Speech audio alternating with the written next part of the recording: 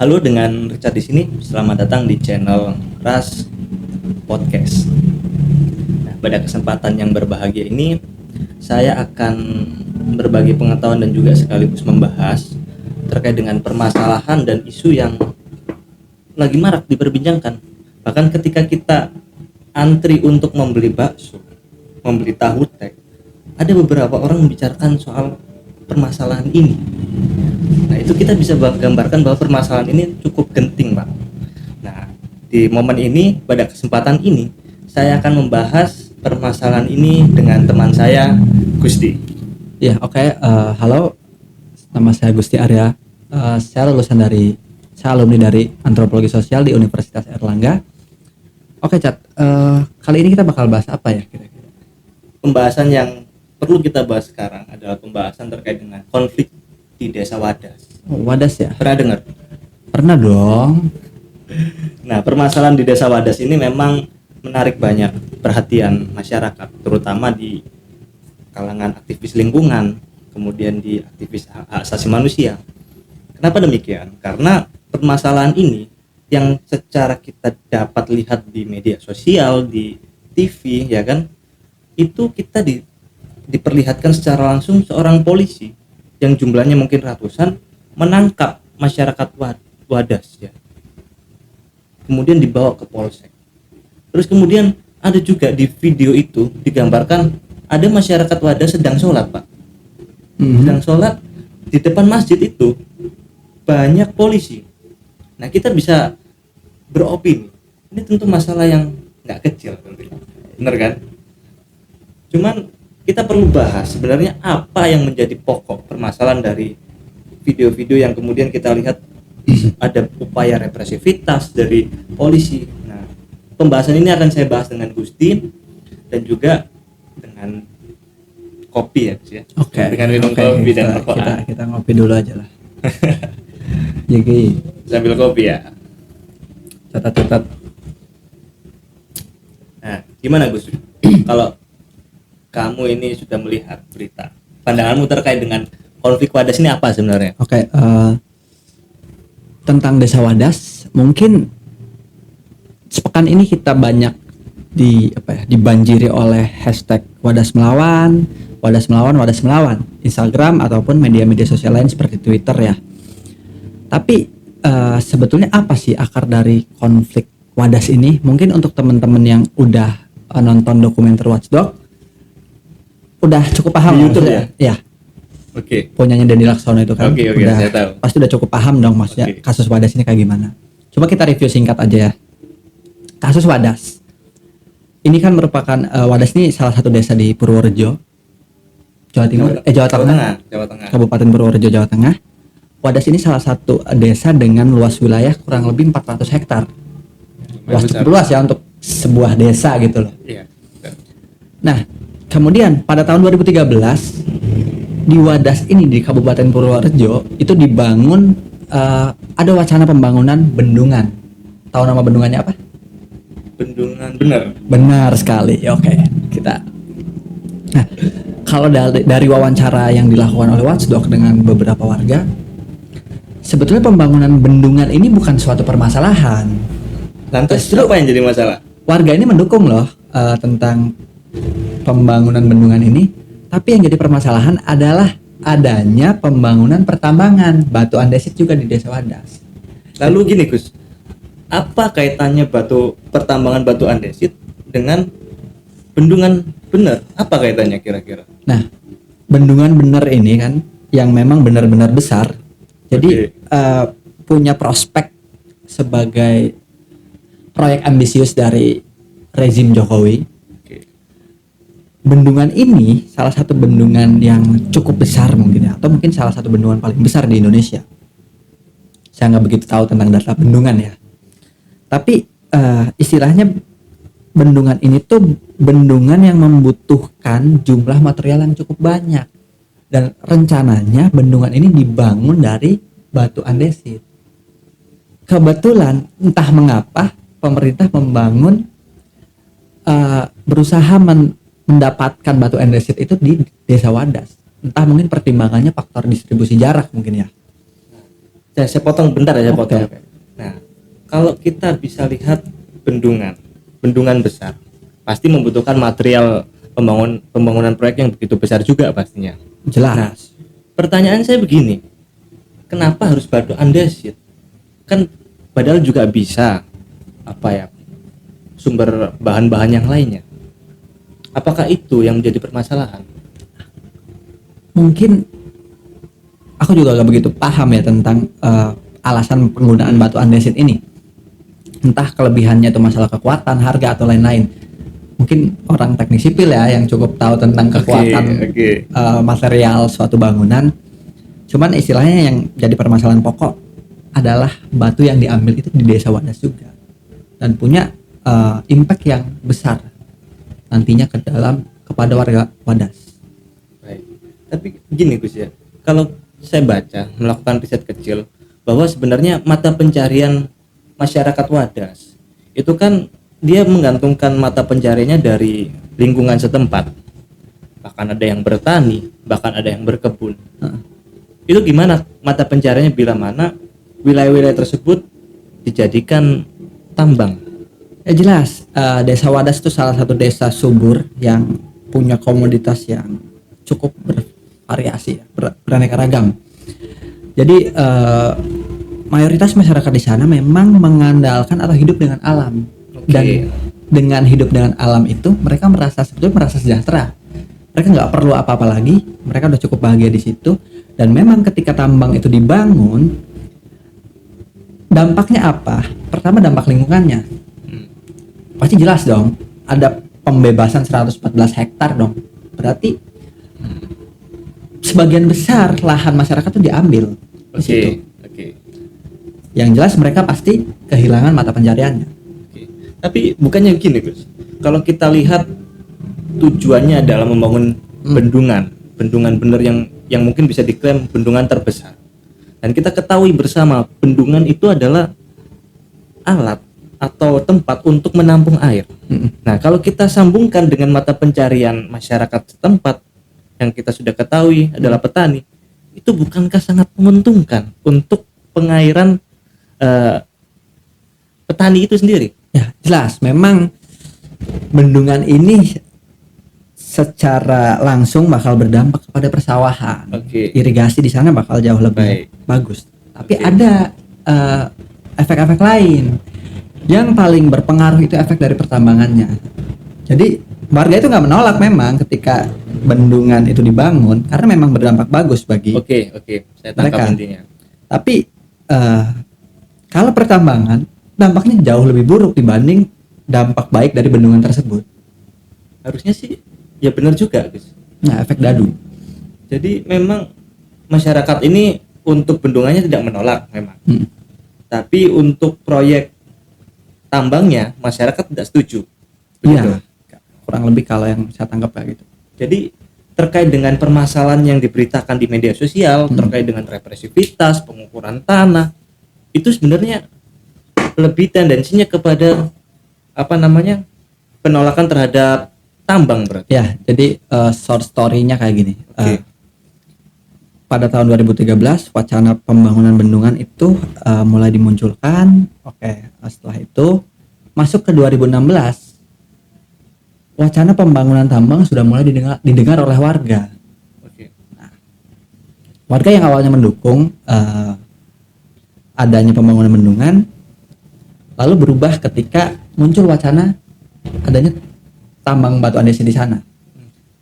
Kenapa juga warga mulai melakukan reaksi penolakan ya?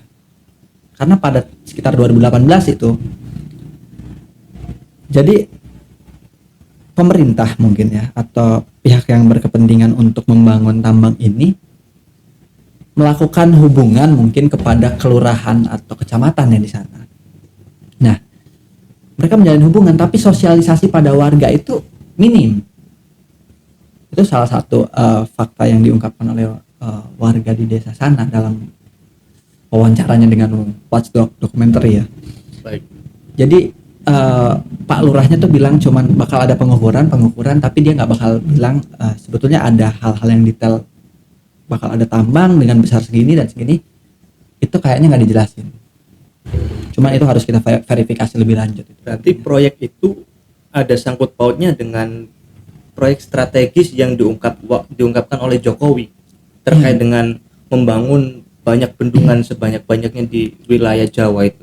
Ya memang, karena sebetulnya proyek bendungan ini proyek yang sangat strategis ya, masuk PSN juga. Tapi gini, faktanya bendungan ini nantinya bakal menghasilkan 1.500 liter air per detik. Oke.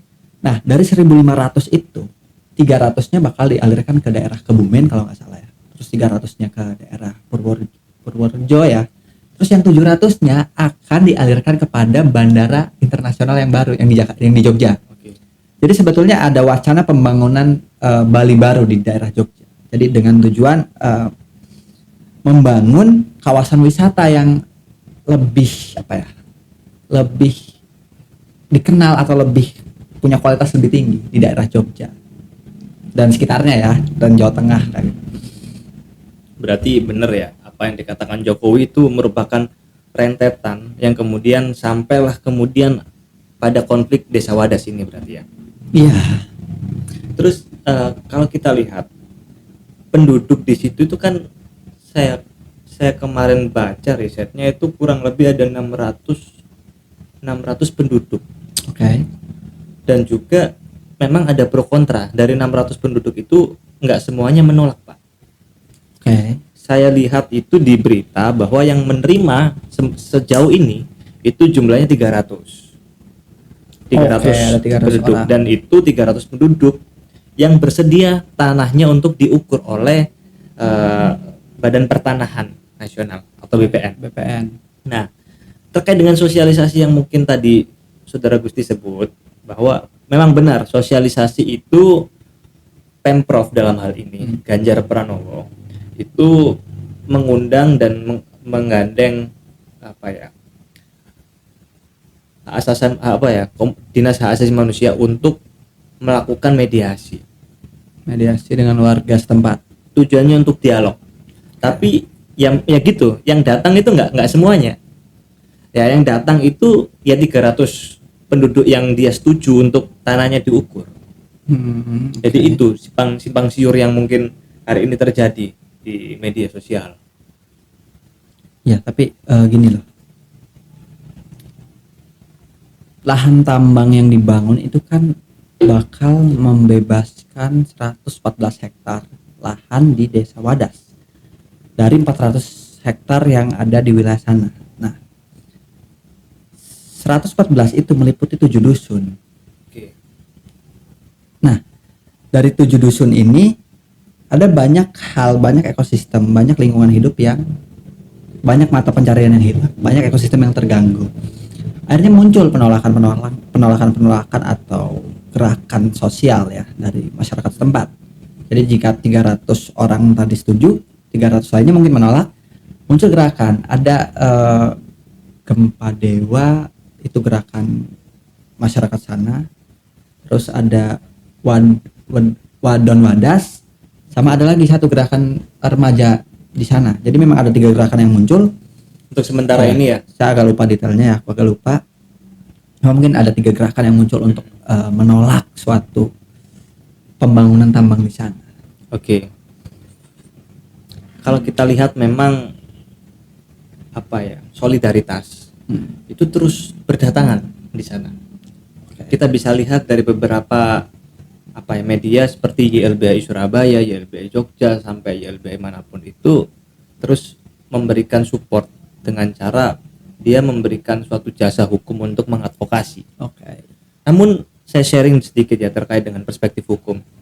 Jadi memang proyek strategis yang diungkap Jokowi itu memang diteruskan kepada Pemprov Jawa Tengah. Dalam hal ini Ganjar. Nah, Ganjar waktu itu pada tahun 2018 Ganjar mengeluarkan izin penetapan lokasi IPL ya di Desa Wadas untuk proyek strategis bendungan bener. Namun di IPL tersebut juga ditetapkan terkait dengan tambang juga, tambang andesit tersebut. Nah, mulai dari IPL tahun 2018 itu resisten dari masyarakat Wadas mulai timbul. Waktu itu diinisiasi dengan YLBHI Yogyakarta untuk menggugat IPL itu. Oke. Namun gugatan itu sudah masuk di tahap pertama dan yang dimenangkan dari pihak Pemprov. Tapi kemudian dibanding, Oh ya. dikasasi Ya. sampai kemudian hasil kasasi menyatakan bahwa yang dimenangkan adalah Pemprov. Setelah hasil kasasi itu dimenangkan, nah eksekusilah, Pemprov melakukan eksekusi yang seperti hari ini kita lihat. Eksekusinya adalah dalam bentuk pengukuran tanah bagi masyarakat yang memang sudah bersedia untuk Pengukuran yang diukur. dikawal polisi itu berarti 8 Februari. Ya, cuman yang menjadi janggal kenapa jika dilakukan pengukuran terhadap masyarakat yang sudah setuju, kenapa harus ada polisi di situ? Menurutmu janggal nggak itu? Ya, lebih janggal lagi dia bawa senjata. Mungkin saya nggak tahu, mungkin ya alasannya nanti ada press release dari pihak Polda Jateng mungkin. Aku udah keluar sih, cuman aku belum ngikutin yang terbaru lagi. Cuman ada satu lagi yang janggal dari kasus ini tuh ya. Pertama tentang draft AMDAL yang ada di dalam pembangunan ini. Ada 2 proyek. Yang pertama tentang bendungan, yang kedua tentang tambang. Harusnya secara etik dua pembangunan ini menggunakan draft AMDAL yang berbeda satu sama lain. Jadi untuk bendungan sendiri, untuk tambang sendiri. Oke. Dalam kasus Wadas ini, 2 pembangunan itu diintegrasikan. Oke. Nah, dalam beberapa pakar-pakar, mungkin pakar AMDAL ya, mereka merasa ini suatu hal yang aneh karena dalam pembangunan, dalam AMDAL memang harus dipisahkan. Bisa satu proyek itu satu AMDAL. Nah, memang Indonesia punya salah satu masih kekurangan dalam proses AMDAL ini. Banyak pembangunan yang kurang memperhatikan efeknya terhadap lingkungan. Lingkungan ini sebetulnya tidak terbatas pada lingkungan hidup lah ya, bukan cuma ekosistem yang diganggu, tapi lingkungan masyarakatnya. Oke. Nah, kebetulan kalau di Amerika ataupun beberapa wilayah yang maju, AMDAL ini sudah banyak menggunakan ahli-ahli antropologi ataupun sosiologi. Baik. Untuk melihat sebenarnya apa sih efeknya untuk masyarakat setempat. Jadi bukan cuma untuk lingkungan. Oke. Karena itu ekosistem tersebut merupakan ekosistem yang kompleks. Jadi ada lingkungan, ada yang hidup juga, ada orangnya, ada budayanya, ada nilainya. Jadi nggak hanya terkait dengan lingkungan hidup ya, Iya tanaman dong. dan bukan cuma jenisnya. Aspek biologi yang diganggu, bukan biositas doang yang diganggu, tapi lingkungan juga, orang-orang yang tinggal itu penting. Secara sosial. Banyak pembangunan yang memang tidak melibatkan partisipasi masyarakat setempat. Nah, salah satu syarat kesuksesan AMDAL mungkin ya bisa dibilang jika partisipasi masyarakat itu maksimal. Jadi dalam artian kalau kita pengen bangun bandara, partisipasi masyarakat itu harus tinggi. Mereka harus misal setuju, mendukung. Bukan adanya penolakan seperti ini berarti mungkin proses AMDAL-nya agak bermasalah. Oke. Tapi kalau gini Gus, aku mau tanya pendapatmu. Kalau kita lihat bahwa beberapa kali pemerintah melalui Pemprov Jateng ya, itu menegaskan bahwa proyek ini adalah tujuannya untuk kepentingan umum, Pak. Untuk kepentingan umum. Dia ngomong beberapa kali terkait dengan tujuannya adalah untuk kepentingan umum. Kalau pandanganmu, kepentingan umum ini kira-kira mengakomodasi siapa saja yang diakomodasi dalam kepentingan umum? Nah, sekarang mungkin kayak gini ya. Dalam hasil pembangunan tambang ya misalnya, Oke. otomatis warga bakal kehilangan mata pencarian. Oke. Apakah mereka akan dilibatkan sebagai pegawai tambang? Iya benar juga ya. Nah, masalahnya sebenarnya mereka menolak untuk menjadi pegawai, menjadi buruh. Bagi mereka hidup seperti ini sudah nyaman. Ngapain saya harus bekerja? Ngapain saya harus dipekerjakan? Iya benar juga. Maksudnya mereka merasa bahagia dengan apa yang mereka miliki dan Dengan cara dia bertani itu ya. nah, dan tentang kita ngomongin tentang common space tadi, ruang bersama kita bilang. Suatu ruang itu dalam perspektif Henry Lefebvre ya, neo-Marxis tahun 1920-an dia hidupnya sampai 1950, aku agak lupa masalah waktunya. Tapi dia bilang bahwa sebetulnya dalam suatu ruang itu akan ada perebutan. Ruang itu selalu jadi pertarungan. Nah, di sini kita kan ngomongnya ruang. Berarti Ruang hidup. ada kaitannya dengan teori homo homini lupus. Mungkin sangat relate sekali. Jadi ruang yang di dalam si desa Wadas ini sebetulnya kan milik warga, Oke. tapi juga diklaim milik negara. Oke. Ada kepentingan korporasi juga di sana sebagai pihak yang mendukung pembangunan tersebut. Nah, masalahnya Lefebvre juga bilang bahwa arena pertarungan ini, ruang ini selalu menjadi lahan dominasi dari proses kapitalisme. Jadi pihak-pihak yang berkepentingan akan selalu berusaha untuk memperjuangkan, mempertahankan dominasinya atas pemanfaatan dan penggunaan ruang ini. Oke, saya potong bentar. Menanggapi hal tersebut, Gus. Berarti ada beberapa pihak dalam hal yang pernah disebutkan oleh pemerintah kepentingan umum. Apakah kepentingan umum ini yang kemudian lebih condong kepada golongan kapitalisme? Sekarang dengan dibentuknya pertambangan di sana, Oke. siapa saja yang diuntungkan? Pertanyaan kan kayak gitu. Apakah masyarakat setempat diuntungkan dengan dibangunnya tambang di sana? Ya tentu tidak. Bagi mereka mungkin tidak ya. Bagi pemerintah itu jadi suatu bentuk proyek ambisius. Tapi hal yang selalu bermasalah kan begini, ada suatu kepentingan atau tujuan ekonomi yang ditopang oleh tujuan-tujuan hukum dan politis di sana. Jadi dengan kepentingan pembangunan ekonomi kemudian didukung oleh hukum dan politik, ya, jadilah seperti itu. Yang diabaikan apa? Masyarakat setempat, komunitas lokal yang ada di sana.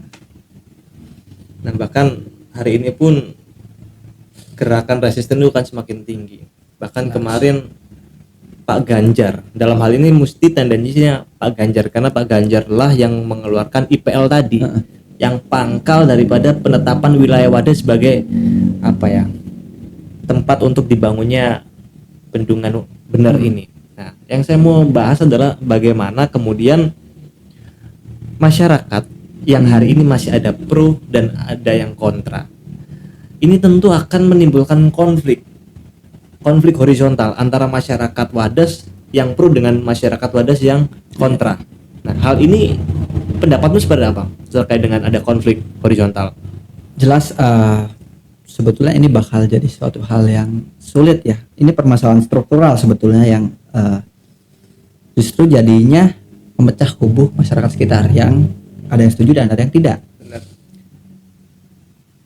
Ini merupakan efek domino dari pembangunan tersebut. Jadi pembangunan tambang dan bendungan ini yang awalnya direncanakan sebagai proyek ambisius, membangun bendungan untuk kepentingan sebagian untuk warga dan sebagian untuk kepentingan daerah-daerah pariwisata, tapi justru dampaknya lebih besar kepada masyarakat yang tinggal di sana.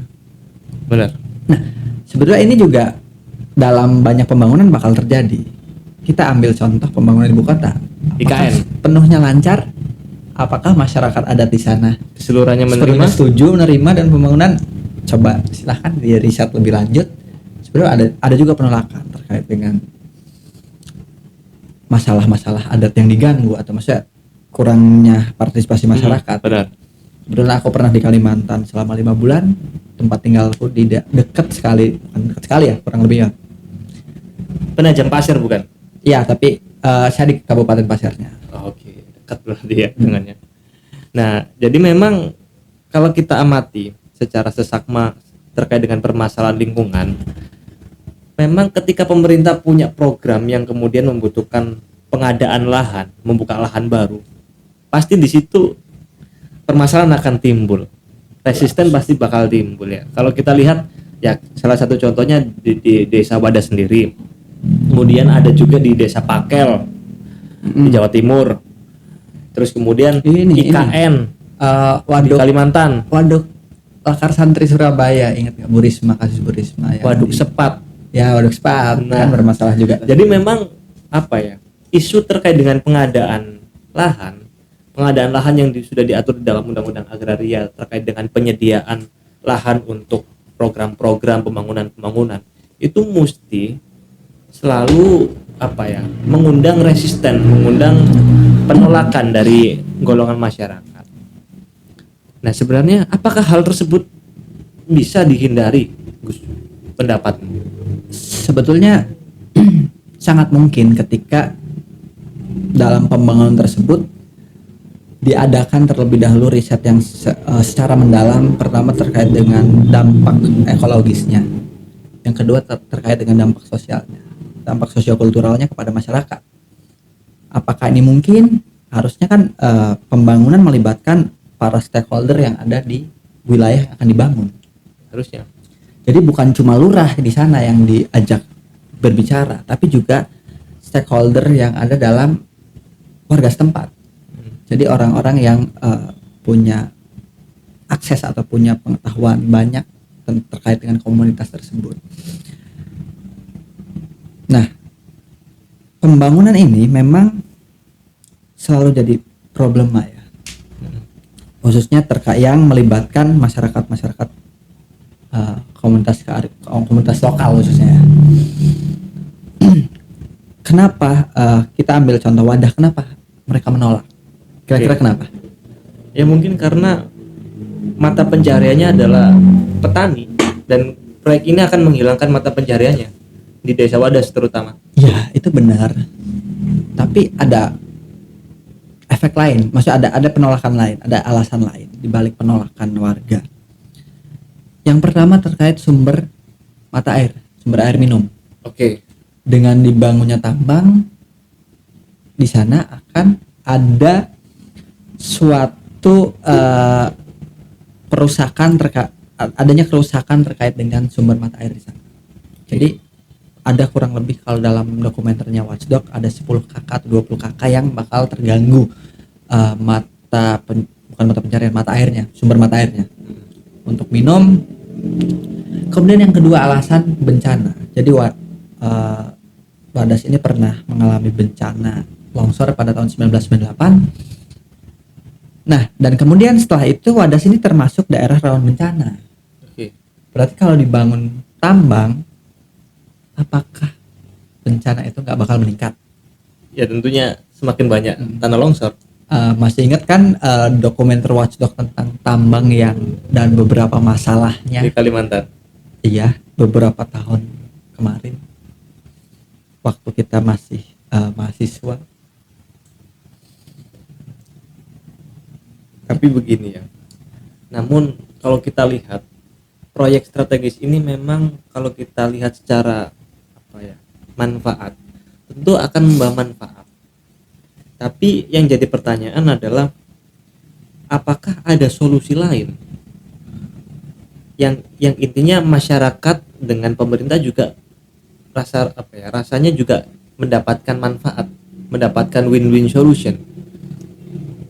Mungkin sebetulnya kalau dalam permasalahan ini yang jelas kita butuh banyak ahli ya. Oke. Sebagai bahan pertimbangan. Mungkin ahli ekonomi harus dilibatkan, ahli AMDAL, ahli sosioantropologis dilibatkan, sehingga ketika nanti mediasi ada banyak alternatif pilihan yang bisa diputuskan. Jadi nanti gimana yang terbaik untuk warga dan untuk pemerintah juga. Benar. Tapi memang apakah juga begini, ada beberapa masyarakat menolak terkait dengan pembebasan pengadaan lahan tersebut. Apakah karena memang faktor ganti kerugiannya yang tidak layak? Apakah itu bisa menjadi faktor? Sangat mungkin ya, tapi kita nggak tahu, maksudnya itu jelas perlu riset juga untuk meninjau sebetulnya apakah mereka menolak karena uang ganti ruginya kurang atau seperti apa. Tapi saya rasa kalau dalam wawancara beberapa orang warga desa Wadas ini, sebenarnya mereka bukan masalah ganti rugi, tapi mereka nggak mau, itu alam mereka, tempat mereka hidup, ibarat kamar mudah nyaman, Kamu udah guling, udah kamu simpen di sini, bantalmu di sini, lemarimu di sini, diacak-acak. Sebagian mau dipakai buat meja biliar mungkin. Tapi memang cari yang nyaman itu susah Pak ya. Iya dong. Kayak ibaratnya kita cari pacar gitu Nah, ya. ya jelas. Tapi saya nggak tahu kalau masalah itu. Ya memang begitu ya. Tapi memang yang saya ketahui di dalam undang-undang agraria, khususnya di bagian pengadaan lahan, di setiap memang pengadaan lahan untuk keperluan proyek, masyarakat yang terdampak itu harus mendapatkan ganti kerugian. Disebutkan di situ garis bawah ganti kerugian dengan adil dan layak. Jadi ganti kerugiannya nominalnya itu harus adil dan layak. Iya, Nah itu nggak bisa diartikan ya, berapa nominalnya. indikator keadilannya di mana itu? Nah, Maksudnya itu. sejauh mana? Apa harus kita mengundang seorang expert di bidang appraisal yang kemudian harus menilai terkait dengan berapa pasaran tanah tersebut, habis itu kita sepakati bersama baru apakah itu disebut adil dan layak. Iya, karena ini masyarakat, ini komunitas lokal yang perlu dihargai. Ini bukan bocil yang diganti rugi diamond selesai. Oke. Ini masyarakat yang hidup sudah berpuluh-puluh tahun, cara turun temurun hidup di sana, tinggal di sana. Ya pasti ganti rugi pun harusnya memang harus mereka sepakati. Kalau memang nanti resolusi konfliknya adalah ganti rugi, kalau memang masyarakat mau. Ya benar sih. Jadi memang pemerintah juga nggak boleh mengabaikan terkait dengan berapa sih masyarakat yang mereka mau terkait dengan nominal penggantian, karena kalau kita lihat nggak mungkin pemerintah menggunakan kekuasaannya menentukan harga dan mau nggak mau masyarakat harus menerima, nggak mungkin juga seperti itu. Yang namanya terkait dengan pengadaan lahan harus ada yang namanya kesepakatan dan persetujuan, harus ada nilai tawar menawar, Konsensus. harus ada konsensus, ya kan. Kalau kita lihat dalam konteks jual beli tanah, di situ dalam Kitab Undang-Undang Hukum Perdata ya 1320 syarat sah perjanjian, salah satunya adalah adanya klausa sepakat kedua belah pihak. Dalam konteks ini bisa kita sambungkan bahwa pemerintah Pemprov Jawa Tengah dengan masyarakat desa Wades harus menentukan kesepakatan berapa nominal penggantian itu.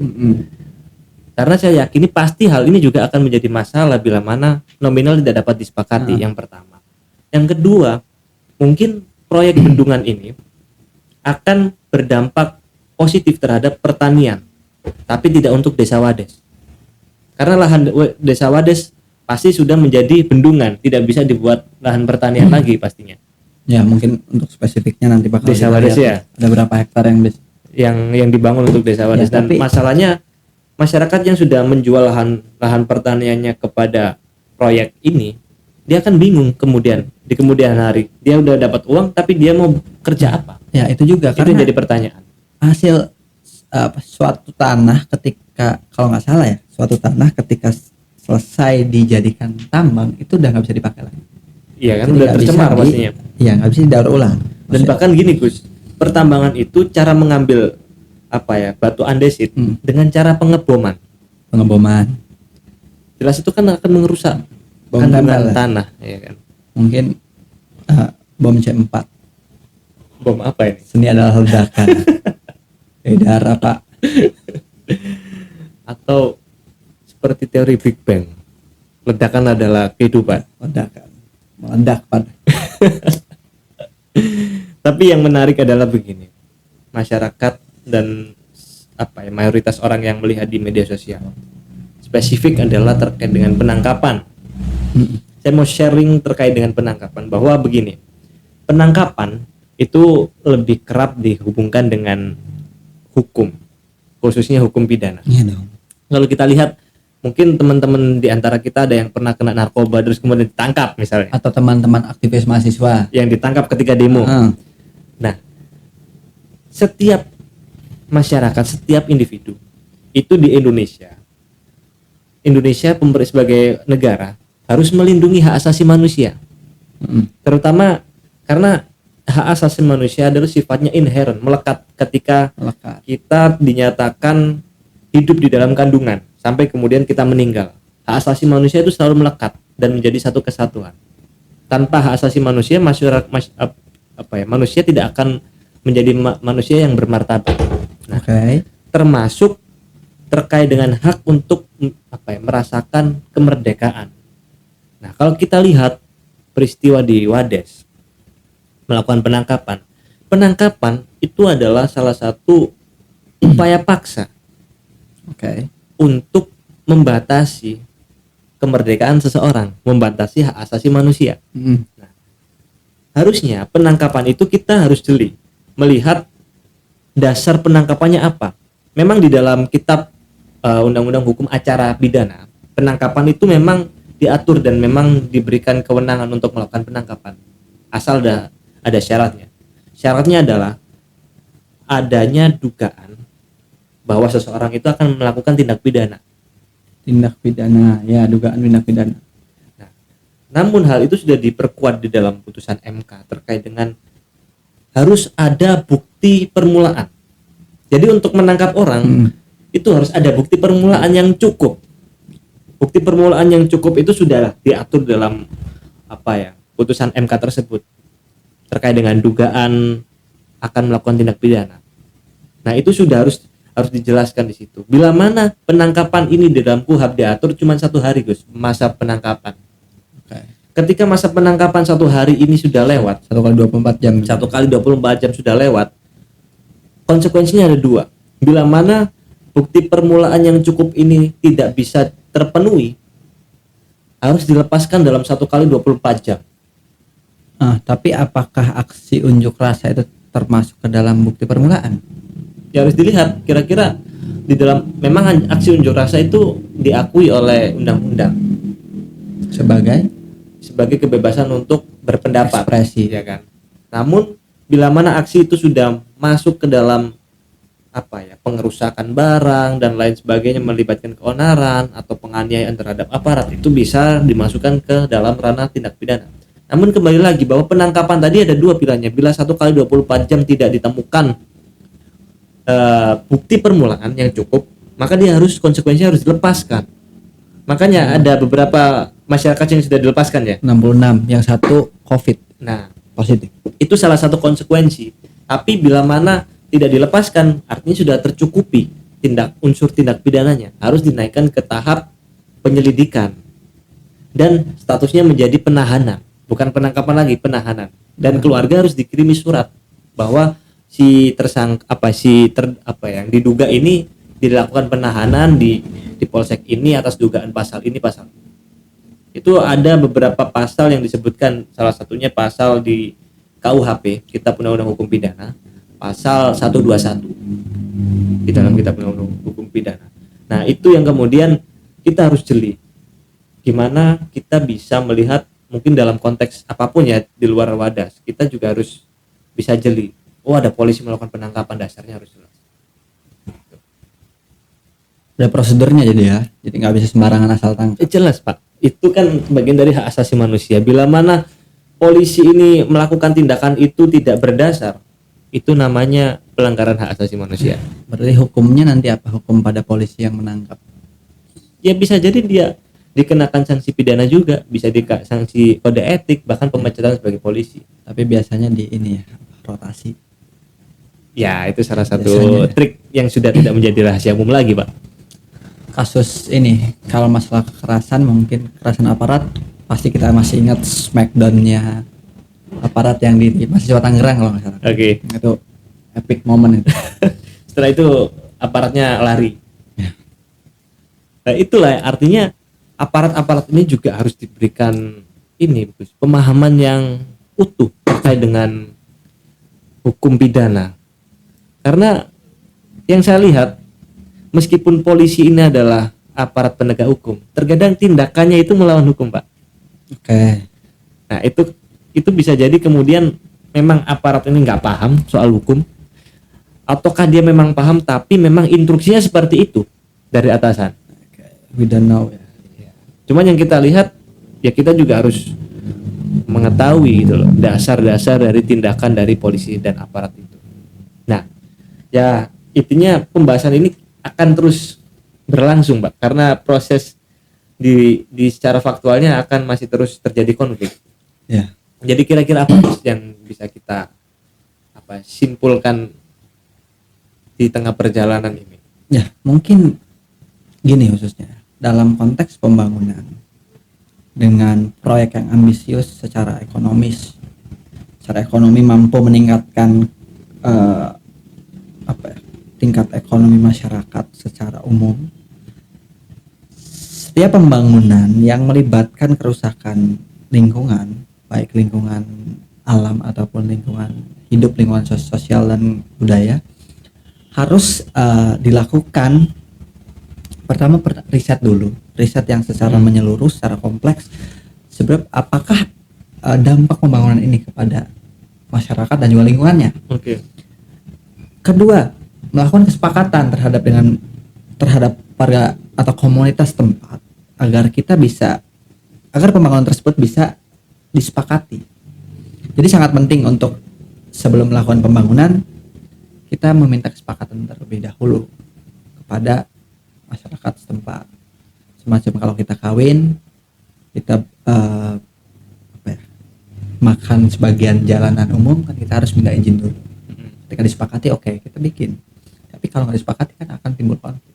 Benar. Berarti intinya adalah setidaknya kita sebagai pemuda Indonesia yang kemudian termasuk hobi mengikuti isu-isu yang lagi berkembang, setidaknya kita juga harus mengerti dasar pangkalnya. Karena nggak mungkin kita selamanya cuman mengikuti media-media saja. Nah, terkadang media juga memberitakan dari salah satu perspektif saja, yang kemudian bisa memberikan impact bahwa kita akan setuju, kita akan pro terhadap pembangunan atau kita akan kontra. Framing ya. Nah, itulah perlunya kemudian kita harus mempelajari dan mengkonsumsi media informasi itu secara keseluruhan, bukan satu media langsung kita simpulkan, jangan. Kita akan terkena framing tersebut. Nah, kira-kira pembahasan ini sangat seru ya. Dan nggak mungkin selesai nih kalau kita nggak selesai akhirnya sekarang kayaknya. Ya, mungkin bisa sampai subuh mungkin. Ya, semoga apa yang sedang kita bahas ini bisa memberikan pengetahuan, terutama wawasan dalam isu yang sedang kita bahas tadi, yaitu konflik di daerah Wadas. Dan mungkin beberapa teman-teman Surabaya yang akan berangkat sebagai solidaritas di Wadas ya setidaknya harus punya bekal dulu berangkat ke Wadas dan harus punya sikap. Ya, jadi berangkat kapan kita? Besok ya. Oke, siap. Kalau kita nggak kesiangan. Insya Allah. Jadi kita akan membahas isu-isu yang mungkin lagi marak di Indonesia terutama, agar kemudian kita juga sebagai pemuda bisa mengerti, bisa sadar terkait dengan lingkungan politik kita, terkait dengan isu-isu yang strategis. Dengan cara itulah mungkin kita bisa ikut mengawal terus demokrasi di negara Indonesia terus. Terutama pasti ini akan juga ada kaitannya sama Pilpres. Wah, itu mungkin balihonya juga sudah cukup banyak ya di Surabaya ya. Apakah ini serangan-serangan yang ditujukan kepada Ganjar agar elektabilitasnya turun? Sangat mungkin, tapi kita nggak lanjutkan soal itu ya. Kita nggak bisa klaim itu kepentingan siapa dan siapa, untuk siapa, demi siapa. Tapi kita bisa menilai ya. Kita bisa simpulkan bahwa kasus ini punya impact, punya dampak terhadap elektabilitas Ganjar. Iya, mungkin seperti itu. Tapi kita nggak bisa bilang itu kepentingan siapa dong. Oke, saya pikir cukup Gus diskusi kali ini. Mungkin akan kita bertemu lagi di isu-isu yang menarik tentunya ya untuk kita bahas bareng. Dan saya ucapkan terima kasih atas kesempatannya Gus. Iya. Dan kopinya jangan lupa dihabiskan. Lain kali kita bisa ngobrol lagi ya. Oke. Jadi begitu Sobat Trust, pembahasan yang bisa saya sampaikan. Mungkin kalau ada yang ingin berdiskusi atau tidak sependapat dengan obrolan kita kali ini, bisa di kolom komen kita bisa diskusi kita kan, dan juga Gusti bisa ya bantu diskusi di kolom komen nanti kalau misalnya ada yang tanya. Kita kan hanya pemuda yang terus belajar. Iya. Jadi apa yang kita omongin di sini nggak sepenuhnya kita bukan ahli, tapi kita berekspresi, berpendapat, berargumen dalam ruang yang virtual ini. Berarti semua orang adalah guru, Iya, semua orang adalah murid. iya, baik, betul sekali. Oke. Jadi sekian diskusi kali ini. Kurang lebihnya mohon maaf, dan saya akan terus membahas isu-isu yang menarik di Indonesia. Sambil gini. Sambil gini jangan lupa. Sekian dan terima kasih. Salam